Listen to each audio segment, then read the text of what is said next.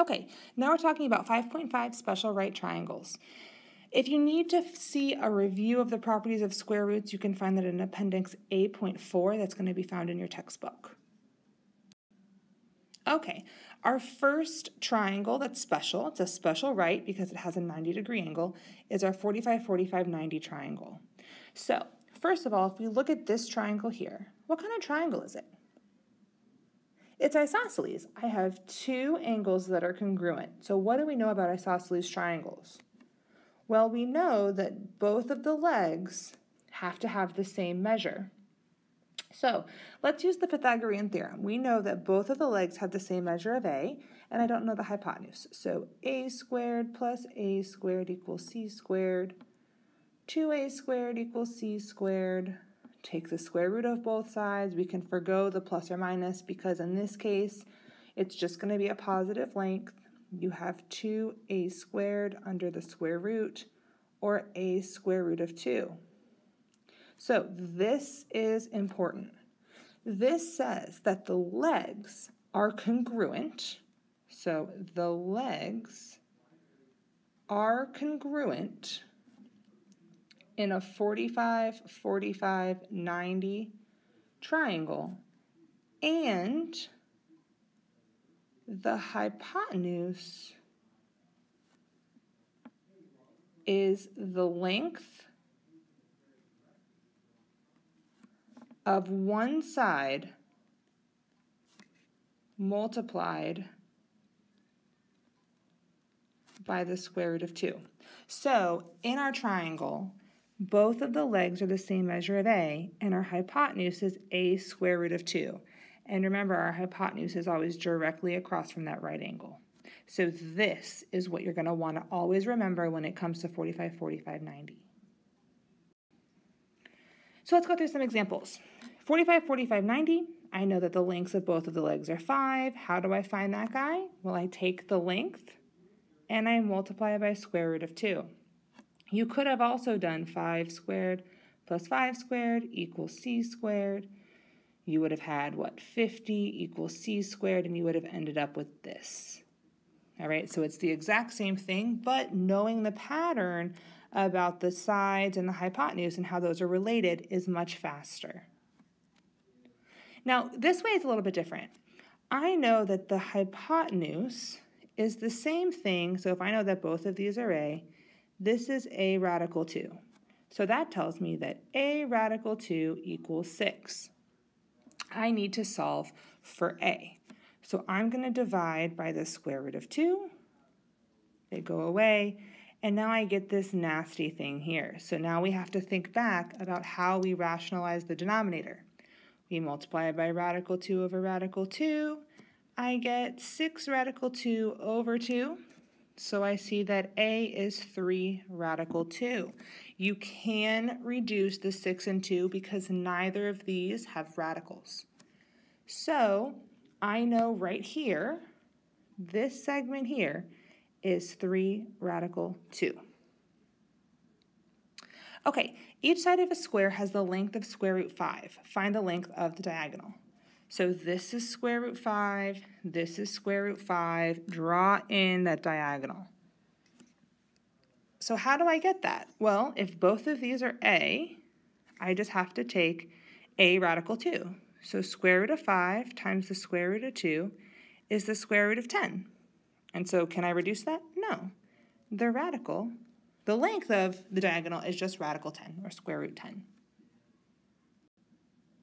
Okay, another type of special triangle, 30, 60, 90. It's a right triangle again, but we have different angle measures. So this is actually a scalene triangle. No angle measures are the same, no sides are going to be the same. So the hypotenuse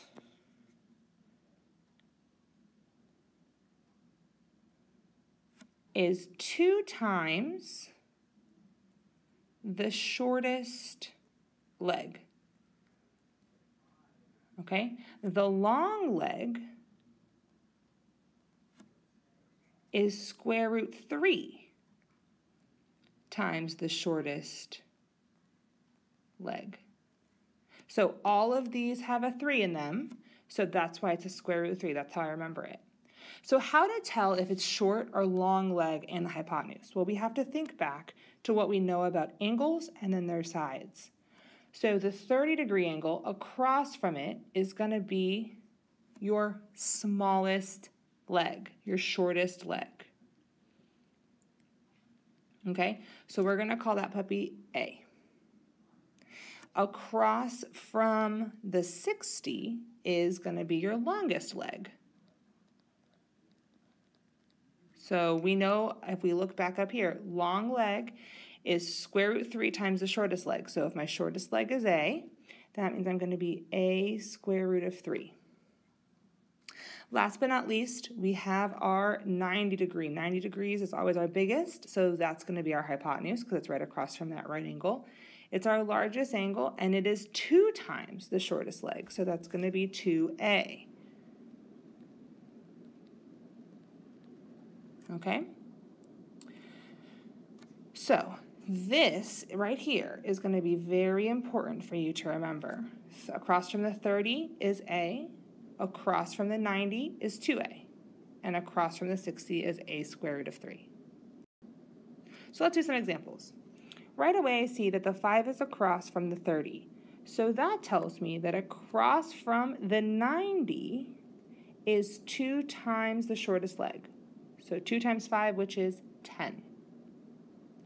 Then, if I look across from the 60, well, I know that the long leg is square root 3 times the length of the shortest leg. So that's 5 radical 3.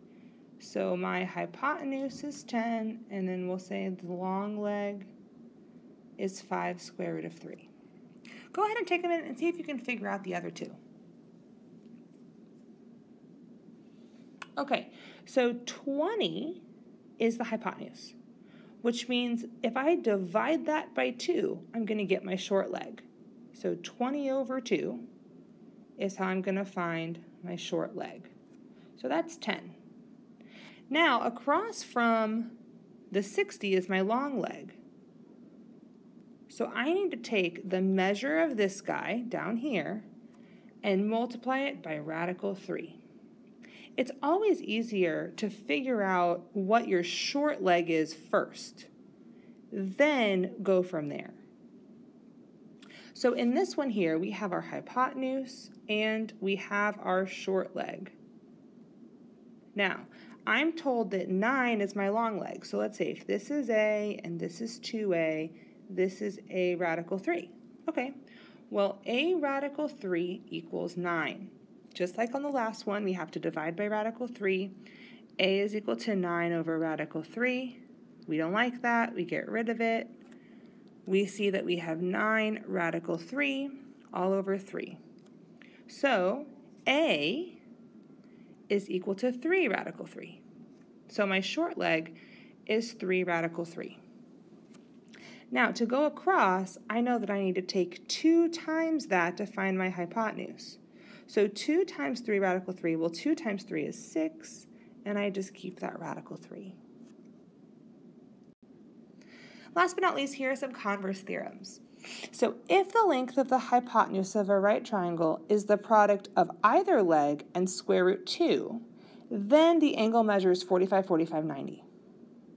So this is saying that if I'm telling you that this is 5 radical 2 of a right triangle, then this has to be 45 and 45. If the length of the hypotenuse of a right angle is 2 times the length of one leg of the triangle, then the angle opposite that leg measures 30 degrees. So if I tell you that this is 12, and we know that this is 6, well, these are 5, we forgot those. If this is 6, okay, then, and I know that this 12 is double 6, then across from the 6, this guy up here, if I go across, that guy is 30 degrees. So what would make that last angle? Well, that last angle would be 60.